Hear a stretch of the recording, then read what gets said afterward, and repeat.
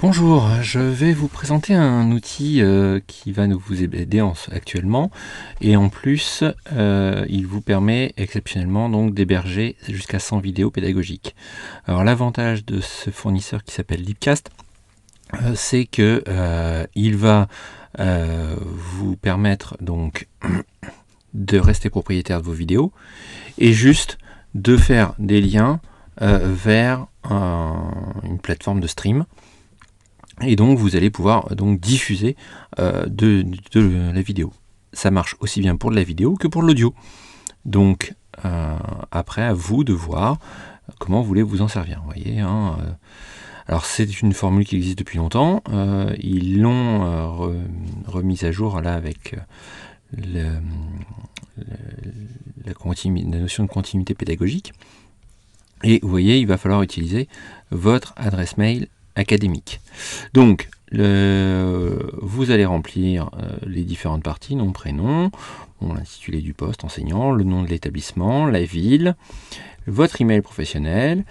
Alors, si vous en aviez déjà un de compte Libcast, il va vous demander de le lier, mais normalement, a priori, vous n'en avez pas si vous ne connaissez pas cet outil.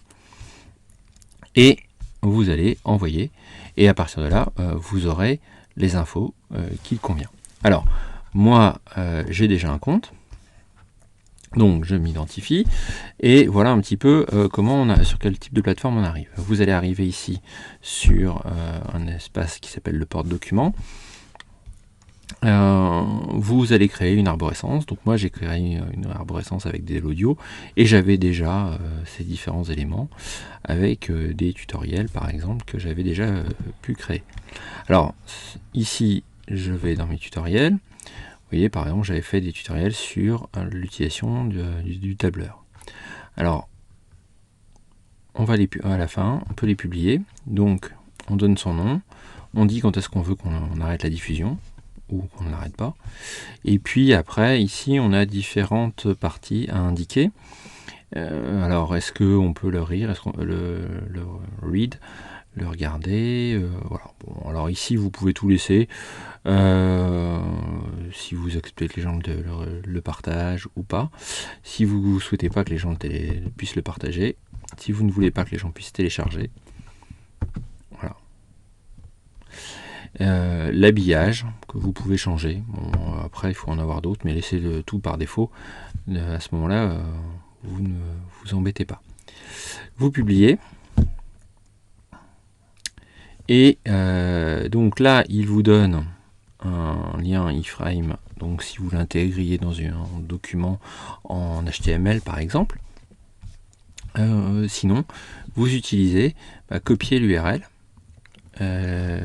Et il a copié l'URL. Voilà. Donc, alors l'URL ici se voit pas, hein, elle est cachée ici dans tout ça. Mais si je veux la voir, on va faire le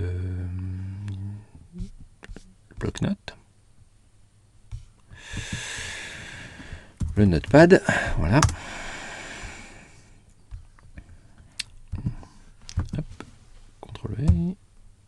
Voilà. Donc voilà, l'URL c'est celui-là, et donc vous n'avez plus qu'à copier cette URL. C'est un lien, vous faites un lien vers ça, et donc à ce moment-là, les élèves accéderont directement à cette vidéo, et n'auront plus qu'à la lire. Voilà, j'espère que cette vidéo pourra vous aider, et bonne continuation. Au revoir.